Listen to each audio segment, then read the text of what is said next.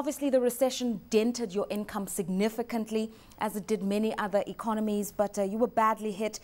By about 2009, we started to see GDP recover in the region of about 3%, but we're told you need above 8% to really make an impact. Yes, the mining industry has recovered very well, mainly because of the demand, big demand of raw materials, especially in China. And so we are happy with that. As we speak, I think most mining companies are operating at the optimal level. And the most important thing is that all the major mining companies are now operating in Congo.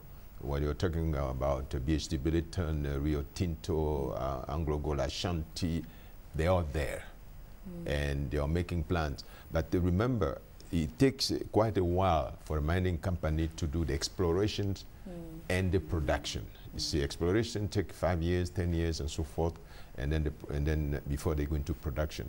But those that are in production, they are operating at optimal.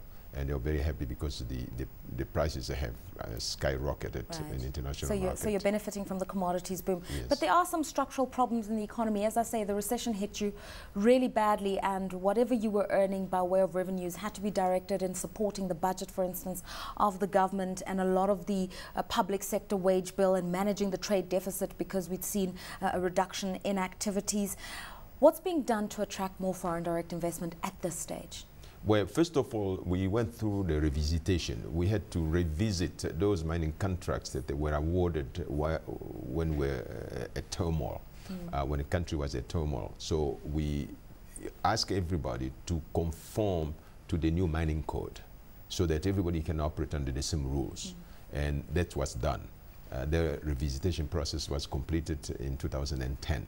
And then we went ahead and tried to attract new investments, new major companies. What happened is that through the revisitation, we also tried to sort out not only who is following the rule and who is not, but we wanted the major company to be operating, not the small operators. As you said, DRC is a country of mining. Therefore, we needed major mining companies to be present, and we have achieved that. So a combination of that, revisitation, conformity to new code, mining code, and the arrival of the giants have really helped us to recover what we lost during the recession.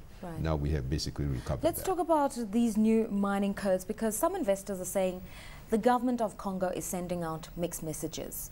Yes, there was a review of mining licenses because of the post-war situation, but then there was also an export ban of mining operations in eastern Congo, and now there's been a revoking of licenses that were issued in the oil sector that's fledgling in the economy. There's just a sense that people don't really know who they are dealing with in the Congo. There are no mixed signals. All we are saying is that we would like people to conform to the new mining code. We had to follow the rules of the Congo when you're operating in Congo. That's all. Now, with respect to the mining in the east, what happened is that most of those operations, they are clandestine operations. Congo is not benefiting from that because it derives from the war. During the war, people were coming to the eastern Congo to dig the coltan, the cassiterite, or those very strategic minerals that we have in the east, including gold. They didn't have licenses, they didn't pay taxes, they didn't do any of that. So we stopped that so people can conform to the rules. So there are no mixed signals. The same rules that apply to the revisited companies that are doing copper and so forth. These rules also apply to the people operating in the east. If you go to Mombasa, you go to Kigali, you go to Kampala, you see how minerals being exported by countries that don't produce them. This is not sustainable. We're obviously going to face a new challenge now because there's the fledgling oil sector. DRC also sits on the boundaries of Lake Albert, where new oil has been discovered alongside Uganda. Some disputes with Tullow Oil, for instance, with them now withdrawing because of a revocation of licenses, suggest that there isn't a clear strategy. Is there a policy for oil? Of course. The same, we have again, we have the laws, and the people, if they want a license, they must follow the law. In the case in point, the case of point you just mentioned, this license was not obtained according to the rules of the DRC. They didn't go to the right authority to get a license. They went and they apologized. As we speak, they have apologized because they realized they should not have done that. So if you don't conform to our rule and our law, you should not be able to operate in Congo. I mean, obviously now the big challenge is getting your minerals through legal channels on the international market. But as we speak, the United States is debating whether or not they should impose a situation of conflict minerals by way of the conflict minerals bill. They want better monitoring and certification because there's still sporadic violence in eastern Congo. That effectively could put an embargo on the trade of DRC minerals if that bill is passed. Not at all. It's not the United States, it's our idea. We would like our minerals to be traced. The traceability of the Congolese mineral is very important to us. That's the same way we're doing with the Kimberley process, where the diamonds are traced.